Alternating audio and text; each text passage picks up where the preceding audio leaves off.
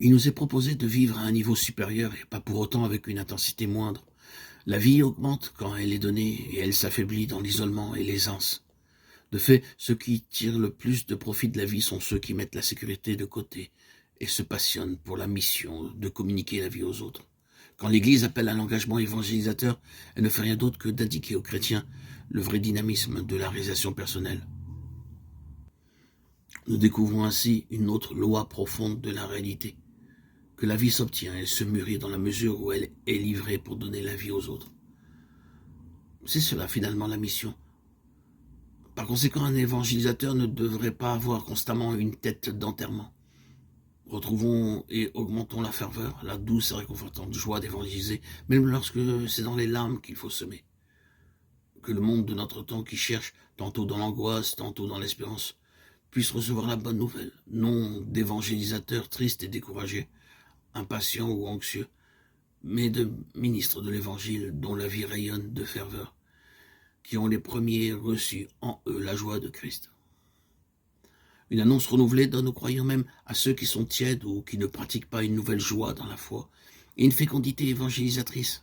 En réalité, son centre ainsi que son essence sont toujours les mêmes. Le Dieu qui a manifesté son amour immense dans le Christ mort et ressuscité. Il rend ses fidèles toujours nouveaux, bien qu'ils soient anciens.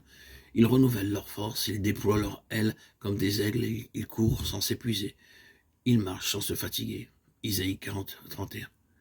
Le Christ est la bonne nouvelle éternelle, Apocalypse 14, 6. Et il est le même hier et aujourd'hui et pour les siècles, Hébreux 13, 8. Mais sa richesse et sa beauté sont inépuisables.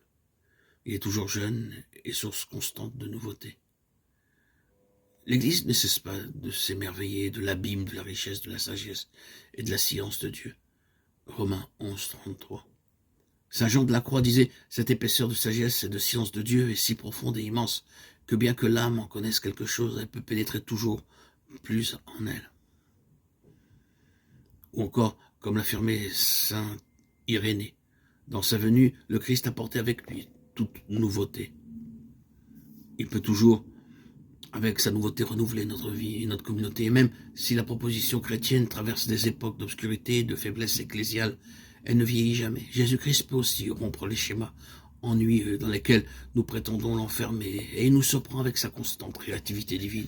Chaque fois que nous cherchons à revenir à la source pour récupérer la fraîcheur originelle de l'Évangile, surgissent de nouvelles voies, des méthodes créatives, d'autres formes d'expression, des signes plus éloquents, des paroles chargées de sens, renouvelées pour le monde d'aujourd'hui.